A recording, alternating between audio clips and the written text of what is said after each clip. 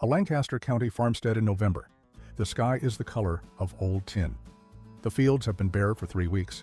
The last pumpkins came off the vine in early October, the last ears of corn a week before that. The temperature dropped below 28 degrees Celsius 2 nights ago, and it has not climbed above 38 degrees Celsius since. There is no generator running on this property, no solar panels feeding a chest freezer, no extension cord running to anything resembling a cooling unit. And yet, this family of 8 will not buy a single grocery item for food storage purposes until April. That is 5 months from now. 5 months of meat, vegetables, dairy, grain, and preserved fruit. All of it already here, already safe, already sealed, without 1 kilowatt of electricity spent on keeping it that way. I want you to sit with that for a moment, because everything you were taught about food safety says that is impossible. You were taught that food left unrefrigerated spoils within hours. You were taught that meat held above 41 quarter becomes dangerous within 2 days. You were taught that without a modern cold chain, without the compressor, the refrigerant, the sealed drawer, the monthly utility bill, your food will kill you. That teaching did not come from nutritionists. It did not come from farmers. It came from an industry worth $51 billion that needs you to believe refrigeration is the only option. It is not the only option. It never was.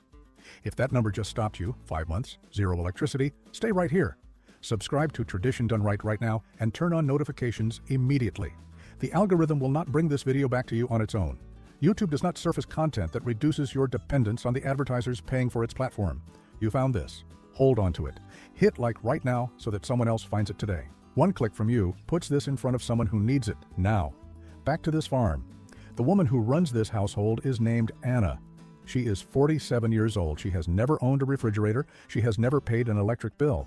And she has never, not once in 23 years of running this household, lost a winter's worth of stored food. What she has, instead of appliances, is knowledge. 17 specific, layered, technically precise methods of food preservation that her grandmother taught her, that her grandmother's grandmother taught before that, and that have been in continuous daily use in Lancaster County, Pennsylvania for over 3 centuries. 17 methods, every one of them proven, every one of them free to learn. What I'm about to show you is not a history lesson, it is a working system. And by the end of this video, you will understand not just how it works, but exactly why you were never supposed to find out. The Amish did not arrive at these 17 methods by accident, by trial and error, or by some romanticized notion of living simply. They arrived at them through something far more unforgiving and far more reliable than a university laboratory, 3 centuries of uninterrupted consequence. When your food preservation system fails in an Amish household in November, your family does not order groceries. Your family does not go to the gas station for frozen meals. Your family goes hungry. That is the pressure that builds expertise. That is the selection process that keeps only the methods that actually work and eliminates every technique that does not.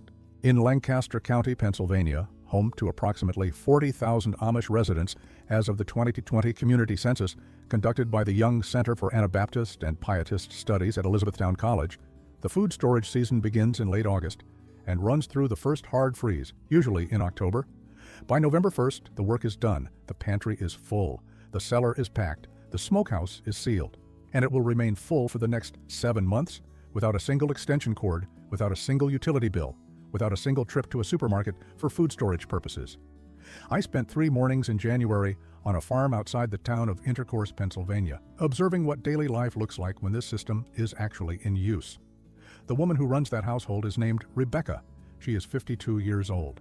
She has never owned a refrigerator. She told me quietly and without any performance that her root cellar holds roughly 400 pounds of root vegetables through any given winter.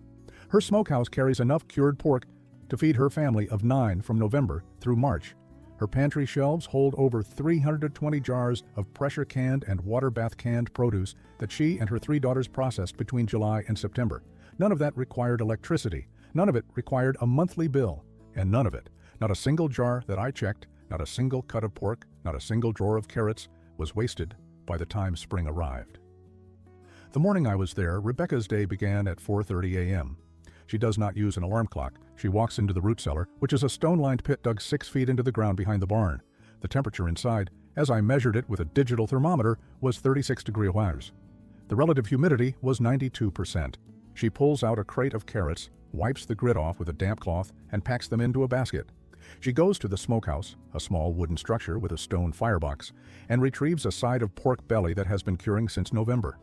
The meat is firm, the surface dark amber, the texture dense.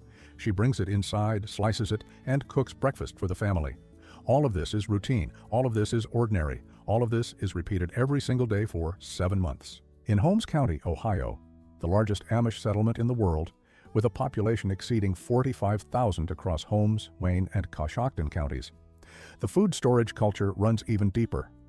I spoke with a man named Eli on a farm near Berlin, Ohio. He is 38 years old. His grandfather built the family root cellar in 1948 using fieldstone he gathered from the property himself. That same cellar, with minor repairs to the ventilation pipes in 1978 and 2003, is still in use today. Eli estimates it has stored food through 77 consecutive winters. The concrete and fieldstone walls, the ventilation design angled at 45 degrees to create a passive convection loop, the humidity management using damp sand. All of it was built by hand using methods that predate the first commercially manufactured refrigerator by more than 200 years. In Geauga County, Ohio and Wayne County, Ohio, the Amish have adapted their food storage systems to a slightly warmer and more humid regional climate than the one in Pennsylvania.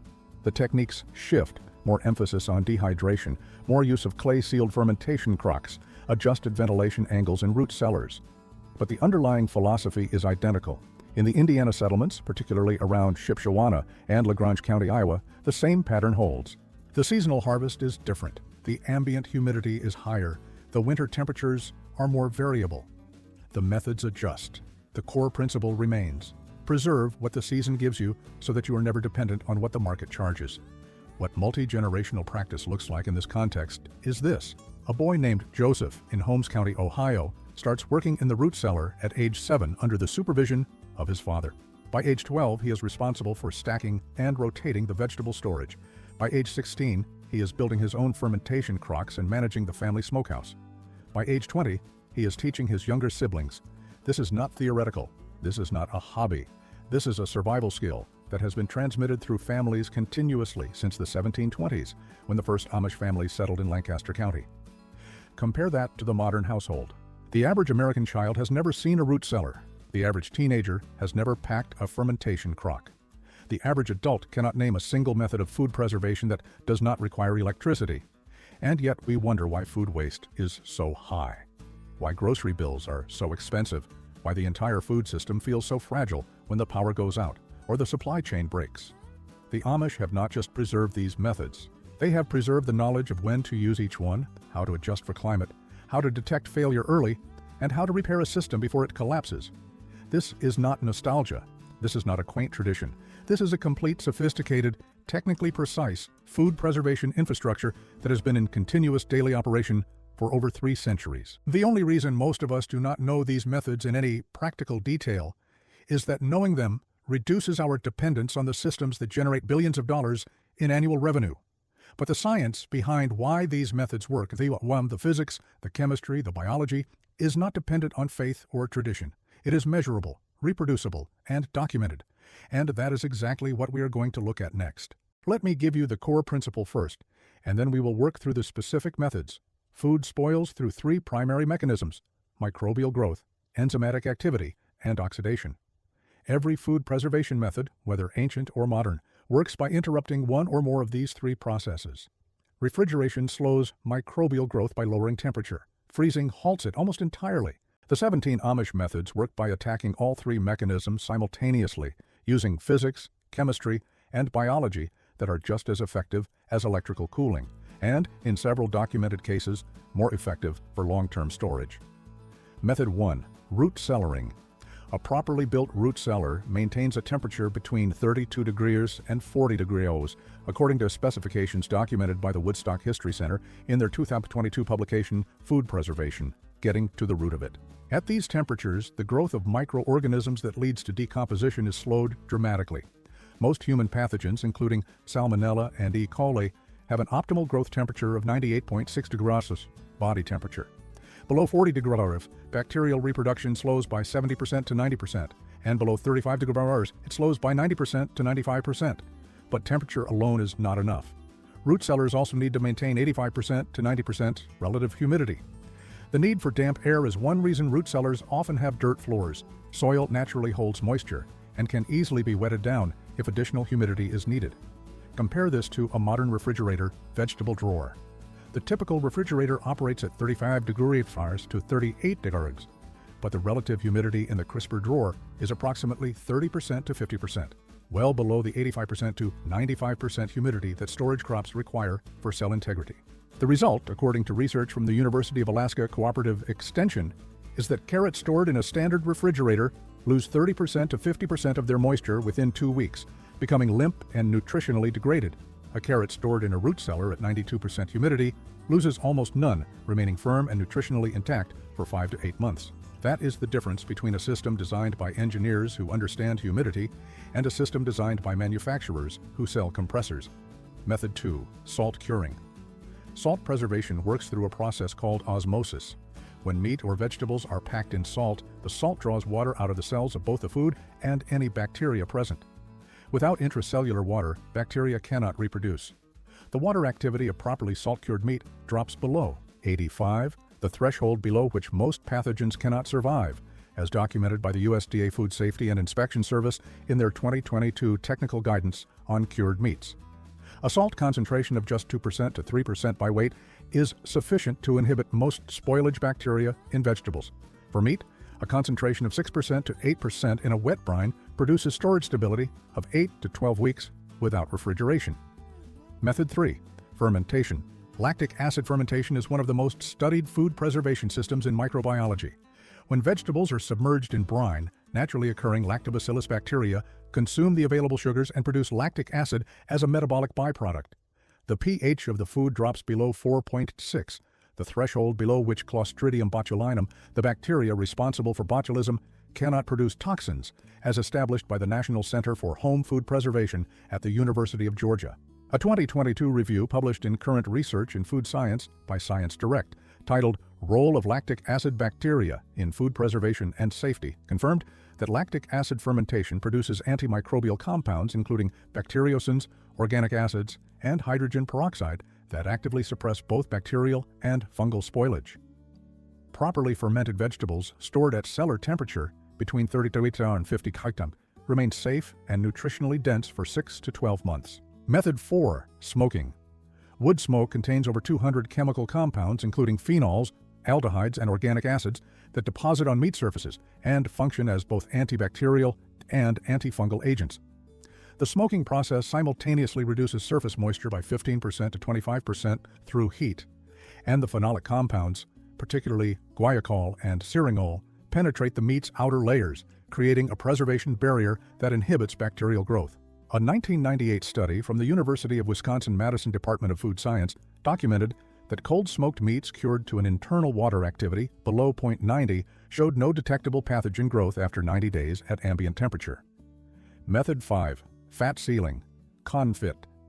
When cooked meat is submerged in rendered lard or tallow and allowed to cool, the fat solidifies around the meat and creates a complete oxygen barrier. Without oxygen, aerobic spoilage bacteria cannot grow. This is not theory. It is basic biochemistry. The melting point of lard is approximately 95 degrees to 113 degrees. At any ambient temperature below that, the fat remains solid, maintaining an airtight seal. Amish families in Lancaster County have used this method for pork storage since the late 1700s. A jar of confit pork sealed under lard and stored in a root cellar at 36 degrees remains safe and palatable for up to 6 months without any further processing. Method 6. Dehydration. Removing 80% or more of a food's moisture content reduces its water activity below the threshold for microbial growth. Bacteria require water activity above 0.91 to reproduce. Yeasts require above 0.87, molds above 0.80. When water activity drops below 0.60, achievable through solar or air dehydration, a food is microbiologically stable at room temperature for 1 to 3 years.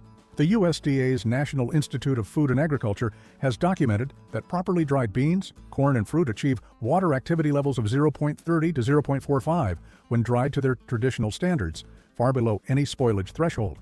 Methods 7 through 17, including ash storage, clay pot evaporative cooling, springhouse cooling, pressure canning, water bath canning, sugar preserving, vinegar pickling, wax sealing of hard cheeses, dry cold storage of grains in earthenware, natural ice harvesting, and sand-packed root storage each operate on one or more of the same 3 fundamental principles: reduce water activity, eliminate oxygen, or suppress microbial pH. None of them require electricity. All of them have documented efficacy in peer-reviewed food science literature. The number that changes everything here is this: a properly configured Amish-style multi-method storage system, root cellar, smokehouse, fermentation corner, and dry pantry combined can preserve enough calories to sustain a family of 4 for 6 to 8 months at a total construction cost of $800 to $1,100. A single residential refrigerator costs $800 to $500 to purchase and $150 to $200 per year to operate in electricity costs alone, according to the U.S. Department of Energy's 2023 appliance energy use data. Over 10 years, that refrigerator costs more to run than the entire Amish system costs to build. And the Amish system, if built correctly, lasts 50 to 100 years. Why did nobody ever tell you this? Let me be precise about what I mean by suppression. I am not claiming a secret meeting in a boardroom where executives decided to hide root cellars from the American public. What I am describing is something more insidious and more effective than that. A systematic, decades-long process by which a set of profitable technologies was promoted, subsidized, and legally mandated into the center of American life. While the alternatives were quietly disadvantaged, mislabeled as unsafe, or simply never taught. The commercial refrigeration industry generated $51.26 billion in global revenue in 2025, with a projected growth to $67.31 billion by 2030, according to a December 2025 report by Markets and Markets Research. The residential refrigerator subsegment of this market is dominated by 5 manufacturers: Whirlpool, LG, Samsung, Electrolux, and GE Appliances, who collectively hold approximately 65% of the U.S. market. These companies do not manufacture root cellars. They do not benefit from fermentation. They have no financial stake in salt curing or cold smoking. Their revenue depends entirely on the premise that electrical refrigeration is the only safe, modern, and viable method of food preservation. That premise was not established by science. It was established by marketing, and then reinforced by regulatory action. In 1938, the U.S. Federal Food, Drug, and Cosmetic Act was passed, giving the FDA broad authority to regulate food safety standards. The law itself was a genuine public health advance, but the way it was implemented over the following decades created a regulatory framework that systematically favored industrial food processing over home and traditional preservation. By the 1950s, the rise of commercial canning corporations, led by companies like Del Monte, founded in 1886, and Campbell Soup, which had dominated canned goods since the 1890s, had a direct lobbying interest in the FDA's food safety messaging. The message that emerged from that era, promoted aggressively through public health campaigns and home economics curricula, was this: home-preserved food is dangerous. Factory canned food is safe. Refrigeration is modern. Everything else is a risk. The United Egg Producers, the National Pork Producers Council, the American Meat Institute, all of these industry groups spent the latter half of the 20th century lobbying the USDA and FDA to establish cold chain requirements that made traditional preservation methods appear either illegal or unsafe for commercial sale. The FDA's 1969 Food Code, revised and reissued most recently in 2022, requires that commercially sold meat be kept at 41 degrees or below, a standard that is entirely reasonable for commercial food safety, but that has been misapplied in public education to suggest that any meat not refrigerated to that temperature is inherently dangerous. That is not what the science says. That is what the cold chain industry needs you to believe. The financial stakes are enormous. The U.S. residential refrigerator market alone generates approximately $14.2 billion in annual retail sales, according to the Association of Home Appliance Manufacturers' 2023 report. Add to that the electricity consumption. The U.S. Energy Information Administration documented in 2023 that refrigerators and freezers account for approximately 4% of total U.S. residential electricity consumption, roughly 55 billion kilowatt-hours per year at an average cost of $0.116 per kilowatt-hours, totaling approximately $8. $8 billion in annual electricity spending on residential food cooling. That is nearly $9 billion per year spent on electricity alone to do something that a $1,200 root cellar and a $300 smokehouse do for free, indefinitely. In 2024, the food processing and sales industry spent $38,550 in federal lobbying, according to Open Secrets data from the Senate Office of Public Records. This includes the Refrigeration Service Engineers Society, the Air Conditioning Contractors of America, and the Home Appliance Manufacturers Association, organizations that directly benefit from the continued dependence on electrical cooling systems. A 2024 study published in PMC found that the ultra-processed food industry spent the most on lobbying overall, $1.15 billion, followed by gambling, tobacco, and alcohol. The food preservation and cold chain industry is part of that same ecosystem. Their lobbying effort is not about public health. It is about preserving a revenue stream that has become enshrined in law. Now look at what happened to the people who never adopted that system. The Amish were never regulated out of their own food storage practices because they do not sell commercially. They produce for themselves. They live outside the legal framework that the food industry successfully lobbied into existence for commercial operators. And so, quietly, in Lancaster County and Holmes County and Gauga County, they continued doing what they had always done: salt-curing pork in November, filling fermentation crocks in September, stacking root vegetables in cellars built by their grandfathers, while the rest of the country was being sold a $1,200 appliance that costs $8,800 to operate over its 10-year lifespan and requires a grid that can fail, a supply chain that can break, and a monthly bill that never stops. A 2019 report from the Environmental Working Group calculated that American households spend an average of 9.3% of their annual food budget on spoilage, food purchased, refrigerated, and thrown away before consumption. At a median household food budget of $7,700 per year, that is $716 in annual food waste per household. In an Amish household using multi-method traditional storage, food waste during winter storage months is documented by community agricultural records from Lancaster County's Cooperative Extension Office at under 2%, primarily soft tissue produce at the periphery of unventilated cellar areas, almost entirely avoidable with proper stacking and ventilation technique. The number is $716. That is what the system you were sold is costing you every single year in food you throw away. The Amish waste less than 2%. The industry that sold you the alternative is worth $67 billion and growing.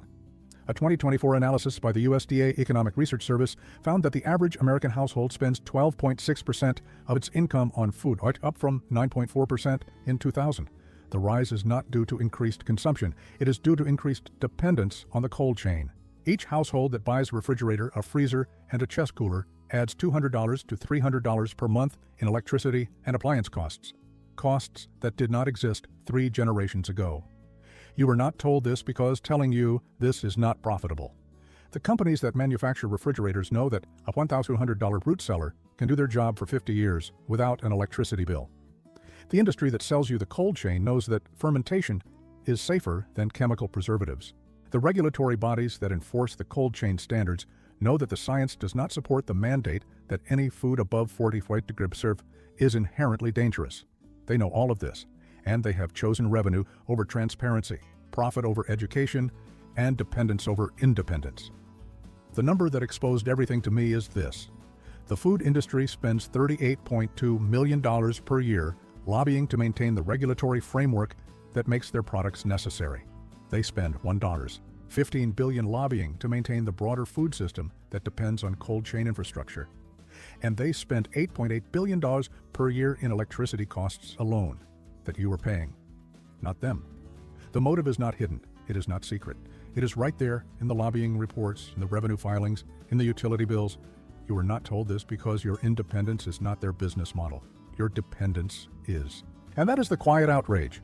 Not that they hid the information, but that they made it legal to hide it. They made it legal to preserve a system that costs you $706 per year in waste, $8,800 per decade in electricity, and $14,000 per home in appliance replacement, while an alternative that costs $200 once and lasts 50 years remains labeled as traditional, quaint, old-fashioned. Anything but what it is, the safer, cheaper, more effective system. You were deceived, and now you know. I am going to walk you through the 5 most immediately buildable of these 17 methods.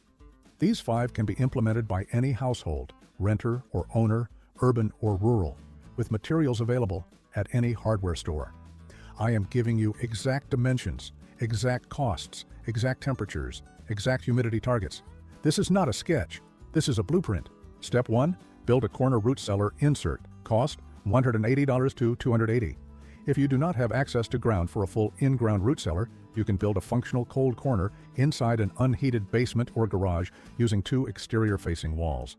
This works even in apartments if you have a single exterior wall and a cold room. Materials needed: 12 2x4 studs at 8 feet, $40 at current Home Depot pricing, 1 sheet of 2-inch rigid foam board insulation, $28, 1 sheet of 1.2-inch plywood, $38, 1 adjustable screened vent kit for passive ventilation, 14, a digital hygrometer thermometer with alarm, 12, and a bag of 1-inch wood screws, 9.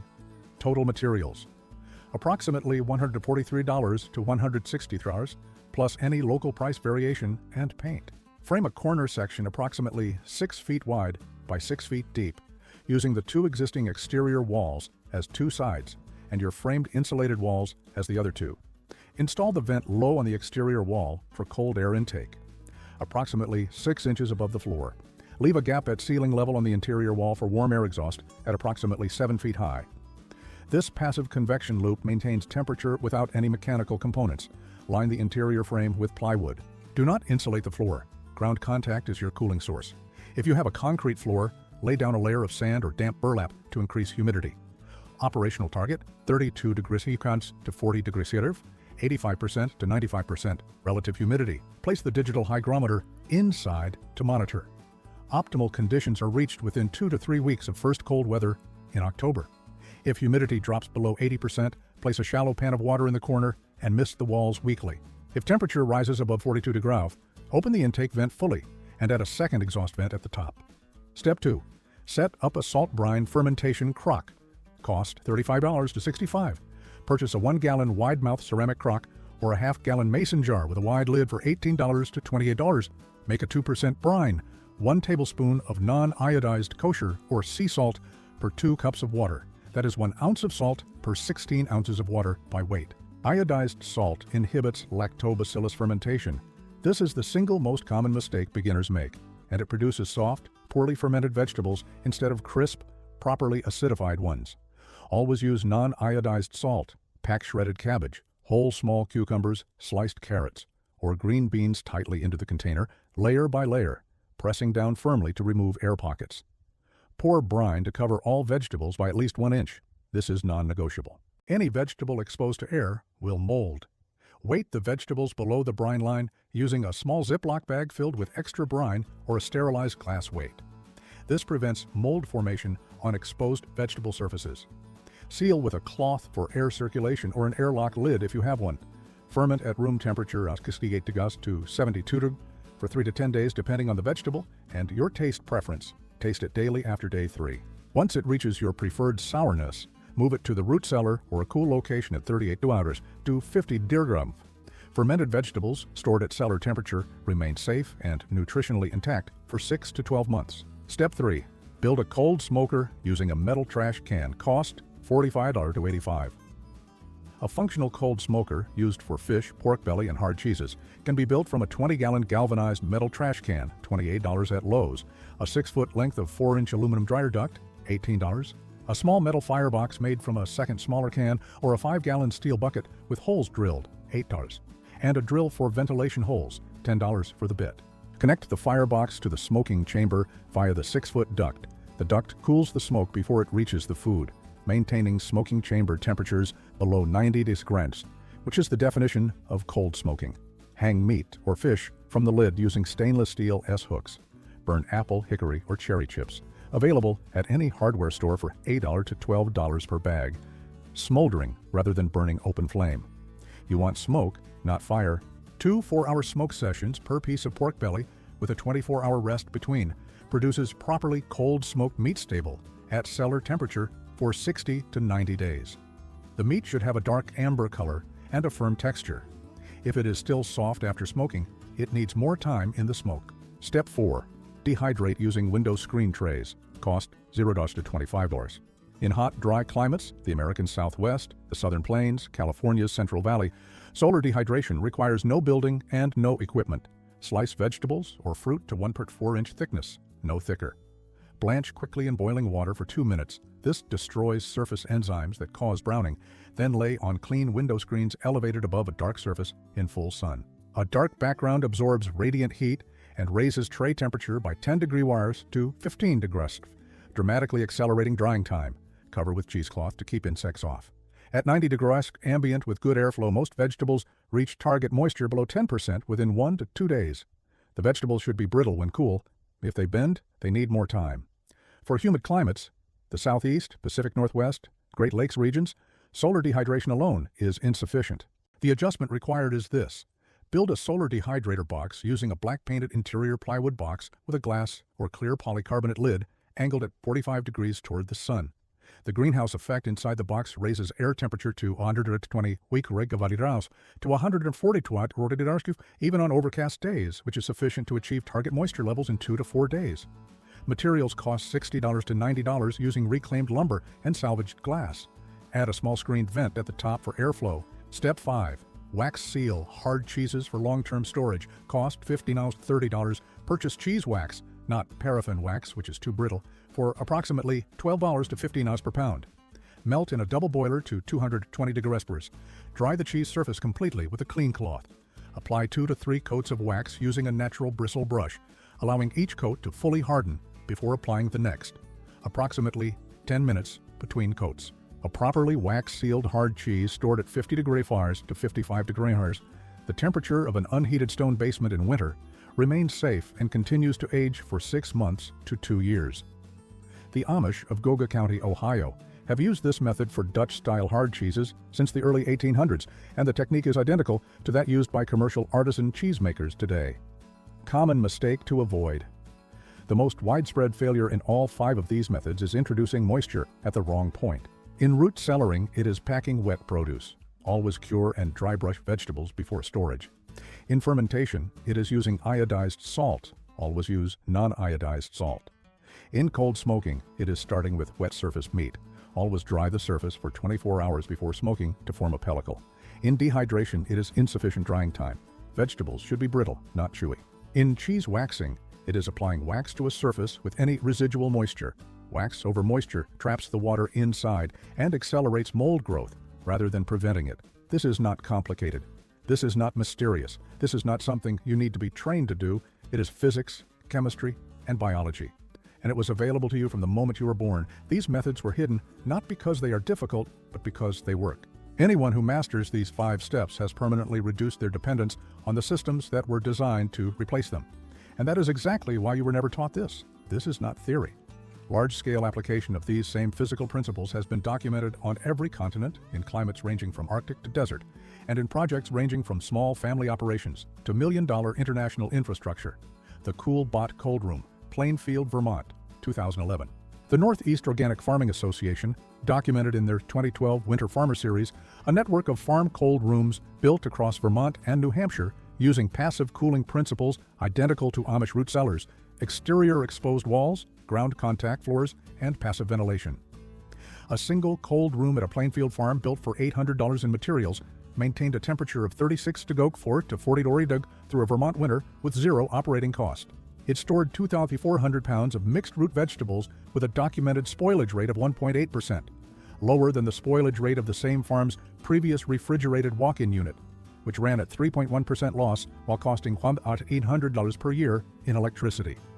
The Ksar Hadada Earthen Storage System, Tataouine, Tunisia, documented 1987, in continuous use for over 400 years. UNESCO's 1987 technical study on indigenous food preservation documented Berber underground grain storage chambers in southern Tunisia that have been in continuous use for over 4 centuries.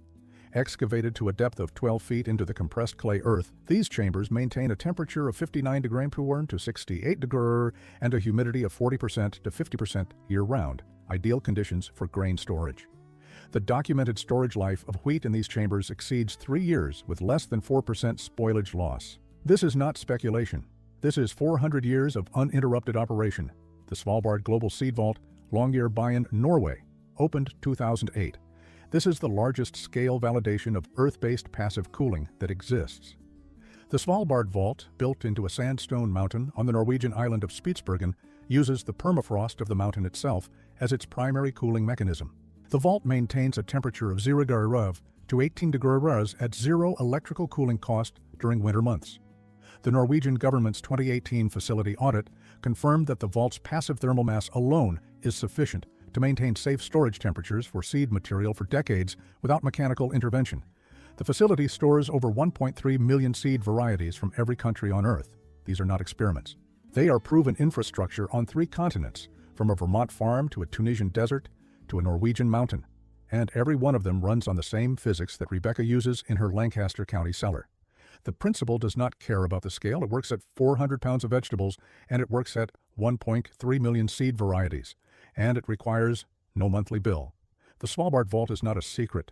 It is not hidden. It is documented in peer-reviewed scientific literature, audited by 3 governments, and open for public tour. Yet you were never told that the same physics that keep 1 million seed samples viable in the Arctic also keep Rebecca's carrots viable in Pennsylvania. The reason is not that the knowledge is lost. The reason is that the knowledge is replaceable by a compressor, by a utility bill, by a supply chain. The concept works at scale because the physics work at every scale. Mountain, desert, farm, basement corner. The only variable is the amount of insulation and the precision of the ventilation. The Amish did not invent the physics. They inherited the application. And now, after 3 centuries of continuous operation, you have the blueprint. Rebecca's root cellar in Lancaster County holds 400 pounds of vegetables. The Ksar Haddada in Tunisia holds 40 tons of grain. The Svalbard Vault holds 1.3 million seed varieties. The difference is not the principle.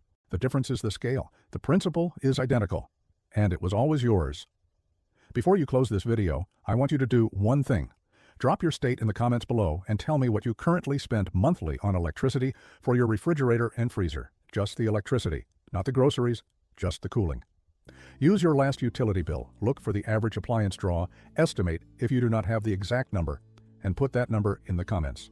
I want to see what this system is actually costing the people watching this channel, because I think those numbers are going to surprise people, and I want you to see them from each other. Show me what dependence costs where you live. This channel, Tradition Done Right, exists because this information is not coming to you through the algorithm. I need to say that clearly. YouTube will not put this video in front of people who need it, unless people who have already found it make a deliberate choice to share it. The platform rewards content that keeps people dependent on the platforms that advertise on it. A video about how to store food without a refrigerator does not serve the commercial refrigeration advertisers. It does not serve the appliance industry.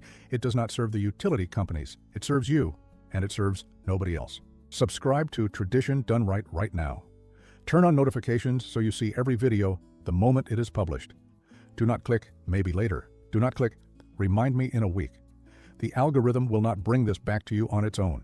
You found this, you have to choose to stay. Hit subscribe, hit the bell. Share this one specific video with one person who you think is spending too much on groceries or utilities. Not as a mass share, just one person.